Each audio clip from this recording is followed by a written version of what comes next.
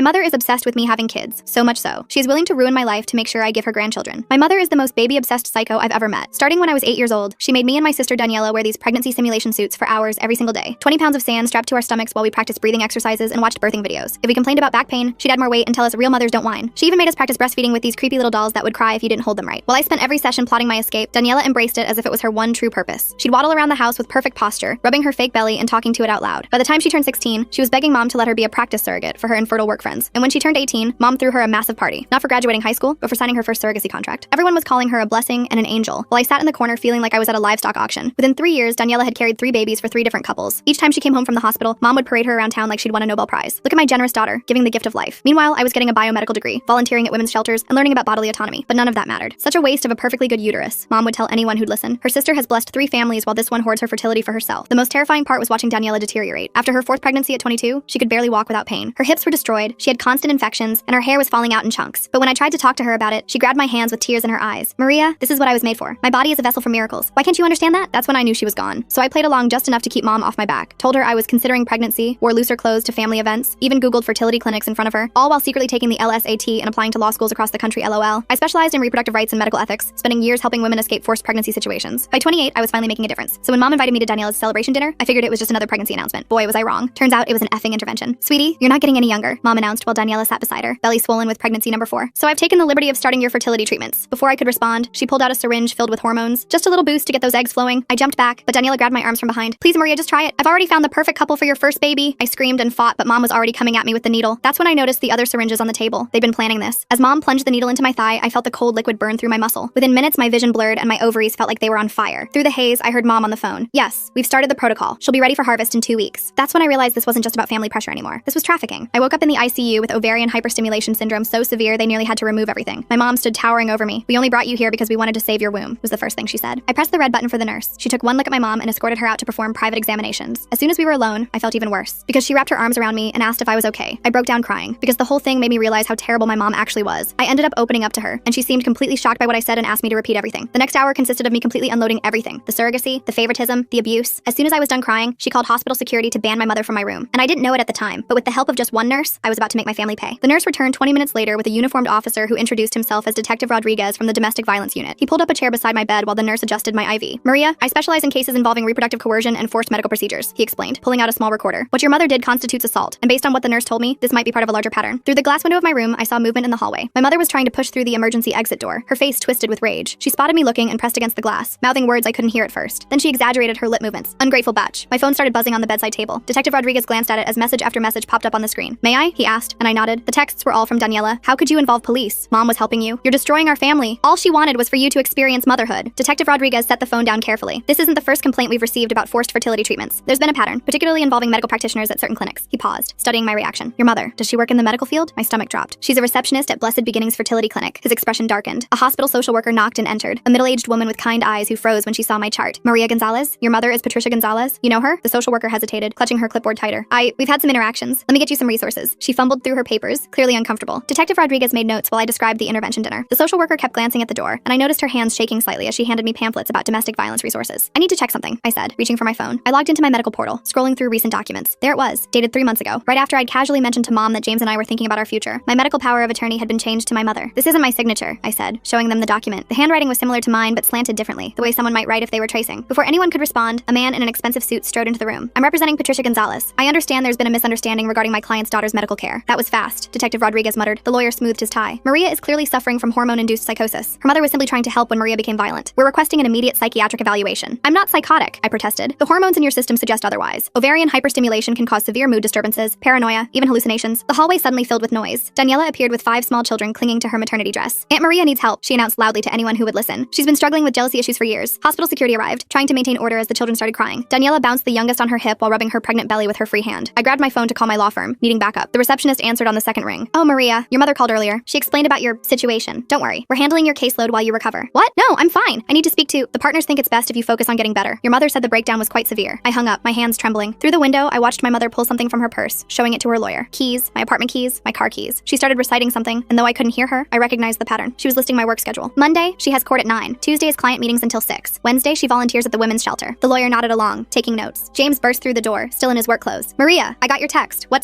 Daniela intercepted him in in the hallway, placing a manicured hand on his arm. I couldn't hear what she was saying, but I saw her gesture toward me, then touch her temple in the universal sign for crazy. She pulled out her phone, showing him something on the screen. The nurse who'd been helping me earlier returned with a plastic bag. "These are the belongings you came in with," she said, but her expression was troubled. She pulled out several glossy brochures from Blessed Beginnings Fertility Clinic. "Those aren't mine," I said immediately. She unfolded one of the brochures. Inside was a consent form for egg retrieval, dated last week. The signature matched the one on my power of attorney document. The hospital administrator appeared in the doorway, a thin woman with a practiced smile. "Given the circumstances and the family's concerns, we think it might be best to transfer Maria to our psychiatric ward for a full evaluation, just as a precaution." Through the glass, my mother smiled. Detective Rodriguez stood up. "She's not going anywhere without a court order." "Of course," the administrator said smoothly. "We're simply considering all options for Maria's well-being." My phone buzzed again. This time it was my law school mentor, Professor Chen. "Just got off the phone with your mother. She's very concerned about your pregnancy delusions. Said you've been fixating on having a baby, but your body won't cooperate. Is everything okay?" I wanted to scream. Every avenue of my life was being systematically poisoned. I looked at Detective Rodriguez, then at the social worker who still wouldn't meet my eyes, then at James in the hallway with Daniela still whispering in his ear. "The evaluation," I said suddenly. "I'll do it. I'll prove I'm competent." The lawyer smiled. "Excellent. Dr. Margaret Whitfield will perform the evaluation. She's the best in the state." The name sounded familiar. Then it hit me. Mom's Book Club. Dr. Whitfield had been coming to our house for monthly meetings for over a decade, but it was too late to take it back. The administrator was already making arrangements, and my mother's smile through the glass had turned triumphant. The nurse squeezed my hand as she checked my IV one more time. She leaned close, pretending to adjust my pillow. "Whatever happens, don't sign anything else," she whispered. "And check your phone's location settings. Someone's been tracking you." As everyone filed out to make arrangements for my evaluation, I noticed something else. Daniela was showing James her phone again, and this time I caught a glimpse of the screen. It was a text conversation, but not recent ones. These were from 2 years ago, when James and I had first started dating, and I'd mentioned that maybe someday, far in the future, we might want kids. She was building a case that I'd always wanted children, that this was all my own frustrated desire manifesting as paranoia, and from the look on James's face, it was working. The psychiatric evaluation was scheduled for tomorrow morning. As I lay in that hospital bed, watching my mother orchestrate my destruction through a pane of glass, I realized the true horror of my situation. She'd been planning this for years, waiting for the perfect moment to spring her trap, and I'd walked right into it. The psychiatric evaluation was set for 8 a.m. I spent the night rehearsing answers in my head, trying to anticipate Dr. Whitfield's questions. The nurse from earlier shift had slipped me a sedative, whispering that I'd need rest to appear stable, but sleep wouldn't come. Every time I closed my eyes, I saw my mother's triumphant smile through that glass. Around 3 a.m., my phone lit up with an Instagram notification. Daniela had posted a photo from last month's family dinner. There I was, slumped in my chair, eyes glazed. The caption read, "Praying for my sister's fertility journey. Some women struggle more than others to accept their maternal calling." Posted 3 weeks ago, but I was just seeing it now. The comments were full of sympathy for her and concern for me. I scrolled through her feed with growing horror. She'd been documenting my journey for months. Photos of me at family gatherings, always looking tired or distracted, captions about my baby fever and fertility struggles. In one video, I was playing with her youngest daughter, and Daniela had added text overlay. "She'll be such a good mom when she stops fighting nature." My work email pinged, then pinged again and again. I opened it to find my inbox flooded with messages. The subject lines made my blood run cold. "Thinking of you during this difficult time. Take all the time you need. Your health comes first." My mother had sent an email to my entire firm from my account. I read it with shaking hands. "Dear colleagues, I'm writing to inform you that I'll be taking an indefinite leave of absence to address some personal health matters. As many of you know, I've been struggling with fertility issues and the emotional toll has become overwhelming. My family is helping me get the treatment I need. Please redirect all urgent matters to the managing partners. Thank you for your understanding during this difficult time. Maria." The timestamp showed it was sent at 2:47 a.m. while I was lying here wide awake. I tried to log into my work account to send a retraction, but my password had been changed. My hands fumbled with the password reset, but the recovery email had been switched to one I didn't recognize. My mother had locked me out of my own professional life. 3 of my clients had already responded with supportive messages. Women I'd helped escape abusive situations, now believing I was having a mental health crisis. One wrote, "I always sensed you carried deep pain about motherhood. Please don't let it consume you like it almost consumed me." The irony made me want to vomit. By 6 a.m., the psychiatric ward's morning shift was arriving. I watched through my door's window as staff members whispered to each other, glancing in my direction. News traveled fast in hospitals. They all knew I was the woman who'd attacked her mother for trying to help with fertility treatments. A breakfast tray arrived, but I couldn't eat. My hands shook too badly to hold the plastic spoon steady. When I tried to drink the juice, I noticed a bitter aftertaste and set it down immediately. After what I'd learned about the drugging at family dinners, I couldn't trust anything. Detective Rodriguez arrived at 7:30, looking exhausted. "I've been investigating all night," he said quietly, pulling his chair close. "Your mother's name appears in several concerning patterns at that fertility clinic. But Maria," he hesitated, "the evidence is complicated. She's been very careful to make everything look like loving family support." "What kind of patterns?" I asked. "Young women, mostly from troubled backgrounds, who suddenly decide to become egg donors or surrogates after meeting with clinic staff. Your mother often handles their intake paperwork." He showed me a folder. "But here's the problem. They all sign consent forms. They all pass psychological evaluations. On paper, everything looks legitimate, because the system is designed to protect the clinic, not the women," I said. He nodded grimly. "I need more evidence to build a case. But right now, I'm more concerned about getting you through this evaluation safely." Dr. Whitfield arrived precisely at 8 a.m., carrying a leather briefcase and wearing a sympathetic smile that didn't reach her eyes. She was exactly as I remembered from Mom's Book Club meetings. Silver-haired, professionally dressed, with reading glasses on a pearl chain. "Maria, dear," she said warmly, "your mother has told me so much about your struggles." Detective Rodriguez started to object, but she held up a manicured hand. "I'm afraid this evaluation must be conducted privately. Standard protocol." "I'm staying," he said firmly. "Then I'll have to note in my report that the patient required police supervision, which suggests violent tendencies." Her smile never wavered. "Your choice, detective." He looked at me, jaw clenched. I nodded slightly. We both knew she'd already made up her mind about her report. Having him removed would just give her more ammunition. After he left, Dr. Whitfield settled into the visitor's chair and opened her briefcase. Inside, I glimpsed what looked like completed forms. The evaluation results, already written. "Now then," she began, pulling out a tablet. "Let's talk about your relationship with motherhood." For the next hour, every question was a trap. When I explained I'd chosen career over children, she typed notes about defensive rejection of femininity. When I mentioned helping women escape reproductive coercion, she murmured about projection of internal conflicts. When I tried to tell her about the forced injection, she asked if I often felt persecuted by maternal figures. "Your mother mentioned you've been playing with dolls recently," she said, studying me over her glasses. "What? No, I haven't. She found them in your apartment. Baby dolls, hidden in your closet." She showed me a photo on her tablet. 3 dolls I'd never seen before, tucked behind my winter coats. It's quite common for women experiencing fertility grief to regress to childhood coping mechanisms. I stared at the photo, my mind racing. The dolls were positioned carefully, slowly, as if someone had staged them. One was holding a tiny bottle. Another had a miniature diaper bag. The third was wrapped in a blanket that looked handmade. Those aren't mine, I said. Denial is also common, doctor. Whitfield replied, typing rapidly. Maria, there's no shame in wanting children, but when that desire becomes so overwhelming that you lash out at family members trying to help, she injected me with fertility hormones against my will. She tried to give you a vitamin supplement, according to witnesses. You became violent and had to be restrained. She tilted her head sympathetically. The mind can play tricks when we're under stress. Sometimes we misinterpret loving gestures as attacks. My phone buzzed. A notification from my bank. A large withdrawal from my savings account. When I tried to check it, Dr. Whitfield reached over and gently took the phone. Let's focus on our conversation, she said, placing it in her briefcase. Tell me about your jealousy toward Daniela. I'm not jealous of my sister. 7 successful pregnancies, a loving family, the admiration of your community. She leaned forward. Meanwhile, you've dedicated your life to preventing other women from experiencing motherhood. Don't you see the connection? Every protest I made was twisted into evidence of my instability. By the time she finished, she'd painted a picture of a woman so consumed by fertility grief that she'd constructed an elaborate persecution fantasy, rather than admit her own desires. I'm recommending a 72-hour hold for observation, she announced, closing her tablet. With continued therapy, I believe we can help you work through these delusions. You can't do this, I said. I know my rights. Of course you do, dear. You've spent years studying law to compensate for what you perceive as your feminine failures. She stood, smoothing her skirt. The hold begins immediately. Psychiatric transport will be here within the hour. After she left, I grabbed the room's phone to call someone, anyone, but who? My firm thought I was having a breakdown. My boyfriend was being poisoned against me by my sister. My bank accounts were being drained. Even my mentor had been reached by my mother's campaign. The transport team arrived while I was still holding the dead phone. 2 orderlies with kind faces and firm grips. They spoke to me like I was fragile, dangerous, unpredictable. The nurse who'd helped me earlier was nowhere to be seen. As they prepared me for transport, I saw my mother in the hallway. She was talking to Dr. Whitfield, occasionally dabbing at her eyes with a tissue. The concerned mother, bravely handling her daughter's mental health crisis. Other staff members patted her shoulder sympathetically. The psychiatric ward was in a separate building, connected by an underground tunnel. The fluorescent lights hurt my eyes as they wheeled me through. The orderly pushing my wheelchair hummed tunelessly. The sound echoed off the concrete walls, mixing with the squeak of wheels and the distant clang of doors. My new room was small and sterile. White walls, a narrow bed with restraint straps visible, a small window with reinforced glass. They gave me paper scrubs to wear and took my belongings for safety reasons. The nurse doing intake was young, efficient, and clearly uncomfortable. Any history of mental illness? She asked. Number of sewer slide attempts? Number of violent episodes? No, wait, they're saying I attacked my mother, but I'll put down one recent episode. She typed quickly. Dr. Whitfield's orders say you're to have no visitors except family for the first 24 hours. No phone calls. It's for your own stability. That's illegal. I have the right to contact my lawyer. She bit her lip. I'll have to check with the attending physician about that. But the attending physician was conveniently unavailable, as were the patient advocates, the ward administrator. Everyone who might help was somehow unreachable. I was trapped in a bureaucratic maze designed to look like treatment. My mother arrived that afternoon with a suitcase. I brought you some comfortable clothes, she announced, setting it on the bed, and some photos of Daniela's babies. I thought they might help you remember what we're working toward. She unpacked methodically. Maternity clothes, all in my size. Prenatal vitamins, a journal titled My Fertility Journey, with the first several pages already filled out in handwriting that looked almost like mine. Photos of babies I'd never met, labeled with names like your nephew and your godson. The retrieval is scheduled for next week, she said conversationally, hanging up a dress clearly designed for a pregnant woman. Dr. Martinez at the clinic is very optimistic about your egg quality. 28 is still young enough for excellent results. I'm not consenting to egg retrieval. Of course not, dear. Not in your current state. She smoothed the dress on its hanger. That's why I've petitioned for temporary medical conservatorship, just until you're thinking clearly again. She pulled out a folder thick with documents. Legal forms, medical papers, psychiatric evaluations. My signature on half of them, forged but convincing. A paper trail stretching back months, documenting my supposed descent into fertility obsession. Your work friends have been so supportive, she continued. Several have written letters for the conservatorship hearing. They've noticed your preoccupation with pregnancy for some time, apparently. All those pro bono cases for pregnant women, they thought you were working through something personal. I watched her redecorate my psychiatric room into a nursery in waiting. She'd brought a small ultrasound photo in a frame, labeled Baby Gonzalez with next month's date, a mobile with tiny elephants, a book about pregnancy nutrition, each item carefully chosen to support her narrative. Daniela sends her love, Mom said, pulling out her phone. She's been so worried about you. She showed me a video. Daniela in a hospital bed, surrounded by flowers, cradling her newest baby. Hi, Maria, my sister said to the camera, her voice weak but warm. I just wanted you to know that I love you. And when you're ready, there's a wonderful couple waiting to give your babies all the love in the world, just like mine are getting. Don't fight this, okay? Let Mom help you. She only wants what's best. The baby in her arms started crying. Daniela winced as she adjusted her position, and I saw the flash of pain across her face. The camera shook slightly. Whoever was filming had noticed too. Then the video cut off. She's so brave, Mom said, tucking the phone away. 5 pregnancies now, and she never complains, unlike some people. A commotion in the hallway interrupted her. Raised voices, then the sound of security being called. Through the small window in my door, I saw the nurse who'd helped me in the ICU being escorted out by security. She was carrying a box of personal items, her face flushed with anger. My mother followed my gaze and smiled. Oh yes, she was let go this morning. HIPAA violations, I heard. Sharing patient information without authorization. Such a shame. She seemed like a nice girl. The message was clear. Anyone who helped me would pay the price. After Mom left, I tried to sleep but couldn't. The bed was too firm, the room too bright, the sounds of the ward too unsettling. Someone down the hall was crying. Another patient kept asking for their mother. The night nurse did checks every hour, shining a flashlight through the window. Around midnight, a different nurse slipped into my room. She was older with graying hair and tired eyes. I don't have long, she whispered, but I knew your nurse friend. She asked me to give you this. She pressed a small piece of paper into my hand. A phone number, nothing more. Call it when you can, she said. Not from here. They monitor the ward phones, but when you get out, she glanced nervously at the door. There are more of us than you think. Women who've seen what happens at that clinic. We've been too scared to speak up. She left as quickly as she'd come. I memorized the number and then tore the paper into tiny pieces, flushing them down the toilet. Evidence of conspiracy, my mother would call it. Proof of paranoid delusions, Dr. Whitfield would say. The next morning brought group therapy. 6 women in a circle, sharing their struggles. The therapist, a young man with an earnest face, encouraged us to explore our relationships with femininity. When my turn came, I stayed silent. Anything I said would be documented, twisted, used against me. Maria is working through some fertility grief, the therapist explained to the group. Sometimes that manifests as rejection of traditional female roles. One of the other women, barely out of her teens, looked at me with sympathy. I get it, she said. I used to think I didn't want kids either, but therapy helped me realize I was just scared of not being good enough. I wanted to scream that not wanting children was a valid choice, that femininity wasn't defined by reproduction, that I was here because I'd helped too many women escape exactly this kind of pressure, but I just nodded and let them draw their own conclusions. Lunch was in a common room with barred windows. I picked at the food, still paranoid about substances. My table mate, an older woman with hollow eyes, leaned over conspiratorially. First time? She asked. I nodded. Word of advice, agree with everything they say. Fastest way out is through compliance. She stirred her pudding absently. I've been here 6 times. Keep fighting my daughter about custody of my grandkids, but this time I'm gonna play along. Tell them I understand boundaries, accept my role. Her laugh was bitter. Whatever gets me out, right? That afternoon, I had individual therapy with Dr. Whitfield. She'd set up a permanent office on the ward to better serve my patients. The walls were covered with inspirational posters about motherhood and healing. Your mother tells me you were asking about the retrieval procedure, she began. I wasn't. It's natural to be curious. Many women find that understanding the medical process helps alleviate their fears. She pulled out a brochure from Blessed Beginnings. The clinic has an excellent success rate, and the couple your mother has selected is just lovely. He's a doctor, she's a teacher, they've been trying for 5 years. I'm not donating my eggs. Of course not. You're donating the possibility of life. There's a difference. She made a note on her pad. Maria, I want you to try something. Close your eyes and imagine holding your biological child. Even if another woman carries them, they'll still be yours in the way that matters. I kept my eyes open, staring at her diplomas on the wall, all from respectable institutions, all legitimate. This wasn't some back alley operation. It was a fully licensed psychiatrist in an accredited hospital doing exactly what the system allowed her to do. Resistance is normal, she continued. But I think deep down, you know your mother is right. You've spent so many years fighting your nature that you've convinced yourself the fight is the purpose. But what if you just let go? James came during visiting hours, but I was told family only. Daniela arrived instead, moving slowly, one hand supporting her belly. She'd brought her 5 children, who fidgeted uncomfortably in the sterile visiting room. Aunt Maria is sick, she told them, but she's getting better. The oldest, a girl about 6, studied me solemnly. Grandma says you're going to have babies soon too. That's right, sweetheart, Daniela said before I could respond. Aunt Maria just needs some help remembering how much she wants them. She'd brought photos from our childhood, the 2 of us with those horrible pregnancy suits, but she'd edited them somehow. In these versions, I was smiling, playing along, happy. Remember how you used to name your pretend babies? She asked. You had a whole list. Emma, Sophia, little James Jr. If it was a boy. That was you, I said quietly. Those were your names. No, Maria. She pulled out a notebook, weathered and familiar. My childhood diary. She opened it to pages I didn't remember writing. Lists of baby names and handwriting that looked like mine but wasn't. See? You've always wanted this. The stress just made you forget. The children watched our exchange with wide eyes, learning, absorbing, seeing how Aunt Maria was being helped to remember her true purpose. The oldest kept glancing at her mother's swollen belly, then at my flat stomach, confusion clear on her face. After they left, I found myself in the bathroom, staring at my reflection. The fluorescent lights made me look pale, hollow, like the other women on the ward. I wondered how many of them were here for similar reasons, how many had fought too hard against expectations and ended up labeled as crazy. That evening, there was an incident. A new patient, young and terrified, had been brought in screaming about being forced to have a baby. Security had to restrain her while nurses administered sedatives. Through my cracked door, I heard fragments of her story. Religious parents, pregnancy pact, escape attempt. By morning, she was calm, compliant, sitting in group therapy talking about how she'd misunderstood her family's love. Sometimes we perceive care as control, the therapist said, nodding approvingly. But with medication and therapy, we can learn to accept support. I watched her carefully, the slight tremor in her hands, the delayed responses, the way she agreed with everything, even contradictory statements. They'd medicated her into submission, and everyone pretended it was healing. My own medication arrived with breakfast, just to help with the anxiety, the nurse explained. I recognized the pills, mild sedatives, nothing too serious. But I knew they were just the beginning. Refuse too long, and they'd find reasons for stronger interventions. I palmed the pills, pretended to swallow. Later, I'd flush them like the phone number, but I couldn't keep this up forever. Eventually, they'd do mouth checks, inject medications, find ways to ensure compliance. The conservatorship hearing was in 3 days. Dr. Whitfield assured me it was just a formality, and that I didn't need to attend. Your mother will handle everything. You just focus on getting better. But I knew what that hearing meant. Once she had conservatorship, she could consent to anything on my behalf. Egg retrieval, hormone treatments, even forced pregnancy if she found a suitable way to frame it as therapeutic. That night, I lay awake planning. Not escape, that would only prove my instability, but compliance. Strategic, calculated compliance that might get me released before the hearing. I'd have to become what they wanted to see. A woman who'd accepted her true desires, who understood her mother's love, who was ready to embrace motherhood. The performance would have to be perfect. One slip, one moment of resistance, and I'd be here indefinitely. But if I could convince them I'd had a breakthrough, shown proper gratitude for their help, maybe, just maybe, I could get out in time to fight the conservatorship. I thought about all the women I'd helped over the years, how many had been in similar positions, trapped by family expectations, medical systems, legal frameworks that prioritized reproduction over autonomy. I'd fought for them in courtrooms and shelters. Now I had to fight for myself with the only weapons left, manipulation and lies. The irony wasn't lost on me. To prove I was sane, I had to act crazy. To maintain my autonomy, I had to surrender it. To escape my mother's control, I had to embrace everything she wanted me to be. Tomorrow, I'd start my performance, cry in therapy about my empty womb. Thank Dr. Whitfield for helping me see the truth. Ask Daniela for advice about egg donation. Let my mother dress me in those maternity clothes and tell her how right they felt. Every word would burn. Every gesture would betray everything I believed. But it was the only way out that didn't involve a needle in my arm and stirrups in an operating room. The night nurse did her check, flashlight sweeping across my face. I kept my breathing even, feigning sleep. Down the hall, someone was crying again, or maybe still. In places like this, the crying never really stopped. 3 days. I had 3 days to convince them I was cured of the terrible affliction of not wanting children. 3 days to perform the most important act of my life. The real tragedy was that I knew I could do it. Years of watching Daniela had taught me exactly what to say, how to act, what they wanted to see. I could become the perfect patient, grateful for their intervention, eager to fulfill my biological destiny. And maybe that was the worst part. Not that they were trying to break me, but that I knew exactly how to let them think they'd succeeded. The next morning, I woke with newfound determination. During group therapy, I raised my hand for the first time. I think I understand now, I said, letting my voice crack. All these years, I've been running from what I really wanted. The therapist leaned forward eagerly. Tell us more, Maria. I described a fabricated dream about holding a baby, watching the other women nod knowingly. When Dr. Whitfield arrived for our session, I was ready. I want to apologize, I began, twisting my hands in my lap. You were right. I've been using my career to avoid facing my fertility grief. She practically glowed. This is wonderful progress, Maria. For the next hour, I fed her exactly what she wanted to hear. How jealous I'd been of Daniela's pregnancies. How my work with reproductive rights was really about controlling what I couldn't have. By the end, she was typing furiously, documenting my breakthrough. I think we should tell your mother, she said. She'll be so relieved. When Mom arrived that afternoon, I was wearing one of the maternity dresses she'd brought. The fabric hung loose on my frame, but I kept rubbing my flat stomach the way I'd seen Daniela do countless times. Oh, sweetie, Mom said, tears in her eyes. You look so natural. I let her hug me, fighting the urge to push her away. I'm sorry I fought you, I whispered. You were just trying to help. She pulled back, studying my face. For a moment, I thought she saw through the act. Then she smiled and pulled out her phone. Daniela needs to hear this, she said, already dialing. I spent the rest of the day performing, asking Mom about the egg retrieval process, looking at photos of the couple who wanted my eggs, even practicing breathing exercises from those horrible childhood sessions. Dr. Whitfield was so impressed that she mentioned possibly expediting my release. If you continue showing this level of insight, we might not need the full 72 hours. That night, I couldn't sleep. Tomorrow was crucial. I needed to maintain the performance while somehow getting access to a phone or computer. The conservatorship hearing was in 2 days, and I had to find a way to contest it. The next morning brought a surprise. James arrived during visiting hours, and this time they let him in. He looked exhausted, conflicted. Your mom said you're doing better, he said carefully. I wanted to scream the truth, but I knew they were probably monitoring us. Instead, I reached for his hand. I've been so confused, I said, but I'm starting to understand what I really want. He studied my face, and I tried to communicate silently. His eyes widened slightly. Did he understand? Maybe when you get out, we can talk about our future, he said slowly. I'd like that, I replied, squeezing his hand 3 times. Our old signal for play along. After he left, I felt a spark of hope. Maybe he hadn't completely bought Daniela's lies. That afternoon, I convinced the ward staff to let me use the computer in the day room to research fertility options. Instead, I quickly logged into my email through a web browser. My password still worked on my personal account. I fired off a message to a colleague who specialized in conservatorship law, keeping it vague but urgent. Then I checked my bank accounts. More money had been withdrawn. At this rate, I'd be broke within a week. Finding good information? A nurse asked, approaching. I quickly switched tabs to a fertility clinic website. Just learning about the process, I said brightly. She smiled and moved on. I had maybe 5 more minutes before someone got suspicious. I navigated to the court website and found the conservatorship filing. My mother had claimed I was gravely disabled due to fertility-related psychosis. The hearing was scheduled for tomorrow at 2 p.m. I memorized the case number and courtroom, then cleared the browser history. If I could just get released in the morning, I might make it to court. That evening, Dr. Whitfield called an emergency session. My stomach dropped. Had they discovered my computer use? Your mother told me you've been asking about specific fertility clinics, she said. I'm so pleased with your progress that I'm recommending immediate release. I blinked. Really? You'll need to continue outpatient therapy, of course, but I think you're ready to take the next steps in your journey. She smiled. Your mother has already made an appointment at Blessed Beginnings for tomorrow afternoon, the same time as the conservatorship hearing. That's wonderful, I managed to say. I was released the next morning at 9 a.m. Mom was waiting with a bouquet of flowers and a gift bag. I bought you some prenatal vitamins, she said, handing me the bag. Just to prepare your body. I smiled and accepted them, already planning my next move. Mom, I need to stop by my apartment first. Change clothes, feel normal again. Her smile faltered. Oh, but we have appointments. Please, I said, channeling Daniela's manipulation tactics. I want to look my best when we go to the clinic. This is such an important day. That worked. She drove me to my apartment, though she insisted on coming inside. While she waited in the living room, I locked myself in the bathroom and called the colleague I'd emailed. Maria, I got your message. The hearing is at 2 p.m., right? I'll be there. I can't make it, I whispered. My mother will have me at the fertility clinic. Can you file an emergency motion? Without you present, it's harder, but I have evidence, I interrupted. Check my work email. Password is, I gave her my credentials. There's a folder labeled personal. Everything's there. I hung up as Mom knocked on the door. Everything okay, sweetie? Just nervous. I called back. I emerged to find her rearranging my bookshelf, removing my law texts and replacing them with pregnancy guides she'd brought. Much better, she said. Now, let's get you changed. She'd brought an outfit, a flowing dress that suggested fertility and femininity. I put it on, playing the part. We arrived at Blessed Beginnings at 1:30. The waiting room was full of hopeful couples and young women who looked vaguely disconnected. I recognized the look from my years of advocacy work. Patricia, a nurse greeted my mother warmly. And this must be Maria. We've heard so much about you. They whisked me back for preliminary testing, while Mom filled out paperwork. The nurse chattered about success rates and happy families while drawing my blood. Your mother says you're eager to help a special couple, she said. Very eager, I lied. At 2:15, I asked to use the bathroom. Instead, I slipped out a side door and called a rideshare. The courthouse was only 10 minutes away. I burst into the courtroom at 2:25. The judge was already speaking, my mother at the petitioner's table with her lawyer. My colleague stood at the respondent's table looking relieved to see me. Your Honor, she said quickly, my client has arrived. Mom's face went white, then red. She's supposed to be at the clinic. Interesting, the judge said dryly. Ms. Gonzalez, are you here of your own free will? Yes, Your Honor, and I'd like to contest this conservatorship petition. The next hour was brutal. Mom's lawyer presented Dr. Whitfield's evaluation, the psychiatric hold, my confession of wanting children. But my colleague countered with the evidence I'd gathered, the forged signatures, the timeline of Mom's planning, the pattern of coercion at the clinic. Your Honor, I said when given the chance to speak, I don't have fertility grief. I have a mother who's built her entire identity around her daughter's reproductive capacity. She drugged me, forged documents, and orchestrated an elaborate campaign to destroy my credibility when I refused to participate in her breeding agenda. Mom started crying. I just wanted grandchildren. Is that so wrong? You have 5 grandchildren, I pointed out. Through Daniela, who can barely walk anymore because of what you've done to her body. She chose that life, did she? Or did you condition her from age 8 to believe she had no other value? The judge called for order. After reviewing the evidence, including the hair follicle test results my colleague had subpoenaed, he made his decision. The petition for conservatorship is denied, he said firmly. Furthermore, I'm issuing a restraining order. Ms. Patricia Gonzalez, you are to have no contact with your daughter Maria. Mom wailed. Her lawyer whispered urgently in her ear, but the decision was final. As we left the courthouse, I saw Daniela in the parking lot, struggling to get out of her minivan with her swollen belly. She'd brought all 5 children. How could you? She called out. Mom loves us. She loves what our bodies can do for her, I replied. There's a difference. The oldest child, the 6-year-old girl, tugged on Daniela's dress. Mommy, why is Grandma crying? Daniela didn't answer. She couldn't. Because how do you explain to a child that they're being groomed for the same fate? I walked away, my colleague beside me. What now? She asked. Now I file a complaint with the medical board about Blessed Beginnings, I said, and I start documenting everything for the civil suit. What about your sister? I looked back at Daniela, still standing by her van, children clustered around her like shields. I can't save someone who doesn't want to be saved, but maybe I can protect her daughters. That evening, James came to my apartment. We sat on my couch, the same one where Mom had probably planted those dolls, and talked for hours. I almost believed them, he admitted. The texts, the photos, the stories, it all seemed so real. That's how good manipulators work, I said. They take a grain of truth and build a mountain of lies. He stayed the night. Not romantically, neither of us were ready for that. But having someone there who believed me, who saw through the gaslighting, made me feel human again. The next few weeks were a blur of legal filings. Therapy, real therapy, not Dr. Whitfield's manipulation, and slowly reclaiming my life. My firm welcomed me back after I explained the situation. Several of my clients reached out, apologizing for doubting me. The investigation into Blessed Beginnings revealed what I'd suspected, a pattern of targeting vulnerable women, often referred by concerned family members like my mother. The clinic was shut down pending review. Mom tried to contact me through flying monkeys, mutual acquaintances, distant relatives, even my childhood priest. Each time, I documented it for the restraining order file. Daniela gave birth to her 6th child 6 weeks later. I heard through the grapevine that there were complications, bad ones. She survived, but barely. The doctors told her no more pregnancies. I wanted to feel vindicated, but I just felt sad. She was my sister, despite everything. And now she was facing the reality of a body destroyed in service of someone else's vision. 3 months after the conservatorship hearing, I got a call from an unknown number. I almost didn't answer, but something made me pick up. Aunt Maria? A small voice said. It's Emma, Daniela's oldest daughter. Hi, sweetheart, I said carefully. Is everything okay? Mommy's sick again, and Grandma keeps talking about when I'm older and can have babies. Her voice dropped to a whisper. I don't want to be like Mommy. My heart broke and soared simultaneously. You don't have to be, Emma. You can be whatever you want. Can I